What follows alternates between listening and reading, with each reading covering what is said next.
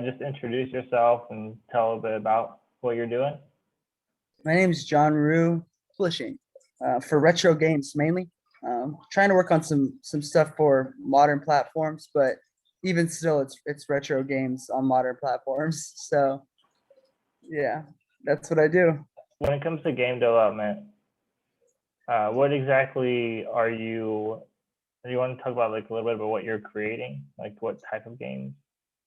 So right now, I'm working on a lot of games. I'm working on. I've teamed up with a company to do a preservation project to take games from the Commodore 64 and some other old consoles and platforms, and bringing them to other consoles and platforms that they might not have seen releases for. So I'm doing some licensed releases while at the same time working on a couple of indie games. I'm working on a Game Boy game called Gelatinous. It's a really cool concept, a really cool game. It's a platformer. And then I'm working on a DS game. It's an RPG. Those are both indie games. So I'll do like a licensed game release, then I'll do an indie game release, licensed game release, indie game release. So it's kind of the best of both worlds, and we do publishing on all the games that we create with my company. So everything's going to get a physical release. Anything that we touch gets a physical release. We wouldn't have it any other way. That's awesome. Thanks, man. So, what got you into game development? And that's an interesting question because it's a cliche to say like, oh, I was a gamer forever. But I mean, any game developer knows that being a gamer and being a game developer are just two completely different things. I like math a lot, and I like problem solving. I think those things attribute to like software development or like what you do with web development. I think it's all kind of problem solving and math and things like that, formulas. So I think the enjoyment of those things kind of helped me get into game development. I got into game development initially thinking it was just going to be like fun and games, but it turned into being like problem solving and solving puzzles. So I think that's what I enjoy the most about it. That's interesting. I've never thought of game development like that. So it's an interesting perspective. What's the most challenging problem you've come across so far? Problems that I've come across. I feel like I've been really fortunate and lucky the whole process. I run into bumps in the road, but I have like really, really good mentors, people who worked on like AAA games that I can run to for advice. My dad is also a coder. He like programs microcontrollers. Like he's a genius with it, so I can always run to him for advice. So like I feel really lucky that anytime that I come into a bump in the road, that I can always go to those people and ask them. My dad about some technical issues, or some of those guys who worked on AAA games on some gaming, maybe some gaming issues that I have. So like I said, I feel really lucky that I really haven't run into a whole lot of problems. It's a hard thing to do. It's not easy making games, and it's not easy working with manufacturers to publish games. It's a difficult process. So the whole thing is challenging, but I embrace the challenge. I love it. So awesome. It's good that you have people that you can turn to when there's a Yeah, I feel problem. really lucky for that. So, have you put any money into game development? Oh, you bet. Yeah, you bet. Thousands of dollars, lots of money, especially like into the publishing part. It's not cheap. It's expensive.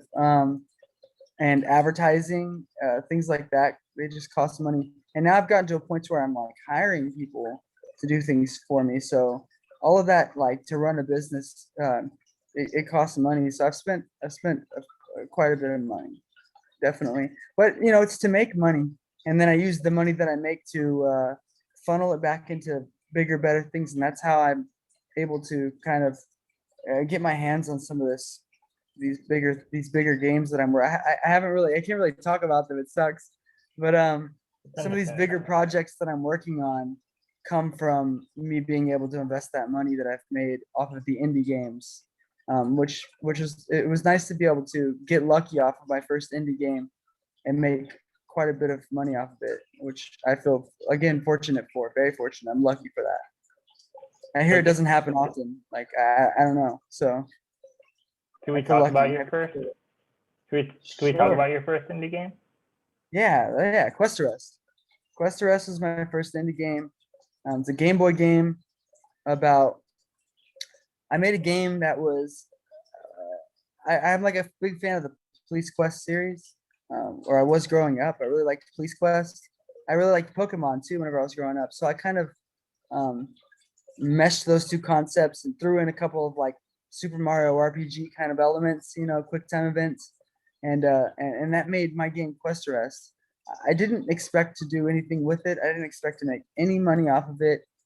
It was just something that I just wanted to make a good game, and people asked me to publish physical copies of it. So I did that. I made 100 copies of it, and they sold within the first day. So it blew my mind. It was very like it still confuses me to even like hear people say like, "Oh, I like your game" or whatever. Even though I've released like 3 or 4 games now, it still confuses me. I don't know. It's just I have this imposter syndrome about it. It's weird. Where can people find this game at? It's free right now. You can go to my website, theretroroomgames.com. Um, the ROM is completely free on itch.io. You can find it there if you search Quest Arrest. You can buy physical copies on my website too. They're $35 for the boxed copy with a manual and cart, and $15 for just the cart only. So yeah, you can definitely play it for free. I'm pretty sure that as long as the intellectual property rights owners allow it, with all the licensed games that I'm doing preservation for, I'm going to give them away for free if I can. Like that's always going to be my motto, is to give away the ROMs for free for preservation purposes. And then if you want to buy a physical copy, you can buy it, because it costs us money to print them and it's labor, so obviously we work hard to like bring those games to those consoles, so we want to make money, and that's really the way we make money, is through tips off the ROMs, and then if you buy a boxed copy of the game. But if you don't have any money, you're more than welcome to play any of the games that I release for free. I'm happy to just keep them alive. That's awesome. Yeah, and I have all your links in the description of this video. So Cool, thanks. I appreciate that. no problem. And then I think people are probably curious on how much did you make off your first game? A lot of I made a lot of money. Like it was a lot more than I expected. It's like I'm able to start like a really solid, significant business because of it. I'll probably make a video because it hasn't been a year yet. I've been doing this since August. I'll probably make like a video or something like some sort of like I made this amount of money off of my first indie game kind of video. Whenever I hit that 1 year mark, like see how much it is at the end of the year. But it's a lot. It's a lot more than I would have expected, and like I just want to like donate it to charity or something, like whatever. Like, I don't know what to do with it all, but I'm talking like it's $1 million or like $100,000. Not that much, but it's to make any amounts of money off of video games, Yeah. So it keeps my head afloat, especially through the whole coronavirus thing. Like I worked in the music industry, and my job tanked entirely. I was screwed, and that indie game really saved my butt. It really did. So That's good, man. another thing that I'm grateful for. Just another thing to be grateful for sure. Yeah, and I mean, and people are like, I mean, my channel is small, but still, people like hearing this. It gives them something to like look up to, knowing that somebody is making money off of a game. So I hope that it continues. Honestly, like I really hope that, and I hope that anybody who makes games can make money off their games, because a lot of times people like me or people who make games like the way that I do, they do it out of passion. It's just something that I enjoy doing personally. I just want to make good games that people enjoy and have fun with.